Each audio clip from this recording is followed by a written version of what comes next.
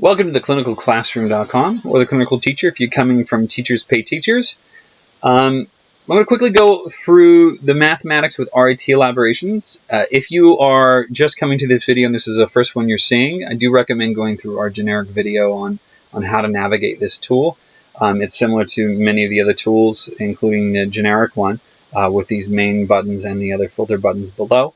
So I definitely recommend going through that. This is specifically going to go through the distinguishing features of this tool as compared to the other three math tools that we have. So where this differs, it still has the same three main sections to sort by, but it also includes this RIT elaboration. If you work with math data at all, or math assessment tools, it's an exceptional assessment program. Thoroughly recommend it. It gives you really good detail. The only problem is it's actually often very difficult to access their elaborations in connection with this. And that's what this tool is meant to help with, to make that access a little bit better.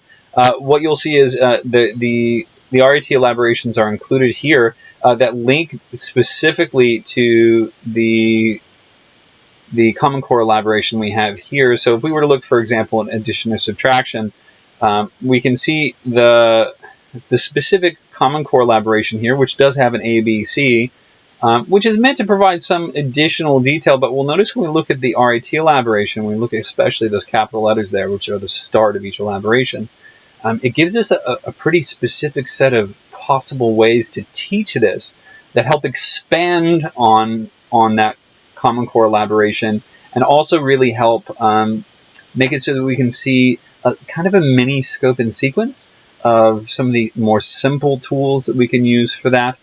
Moving to the more complex. Often these end even slightly more complicated than the Common Core standard, but they give you an idea of both where to start.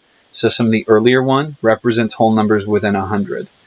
That's a fairly simple understanding, but moving towards more complicated, composes or decomposes tens in a model to represent whole numbers within 20. So it shows you that there are steps that are possible as part of understanding this specific standard, and it does that with every one of them.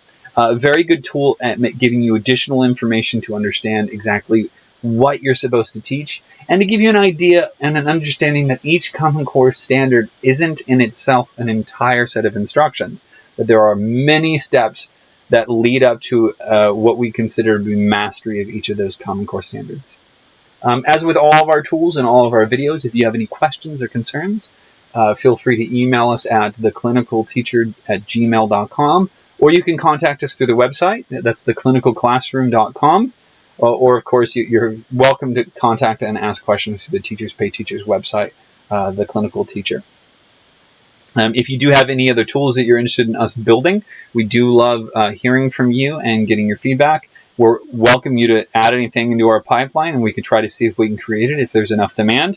Of course, our pipeline is pretty full, but so it may take a little while to see it come to life, but we always welcome your suggestions. We delight in trying to make the process and the administrative workload of teaching easier, so you can spend more time doing the good work that you do working with students. Thank you again for spending your time with us, and we really hope you enjoy the tools. Cheers.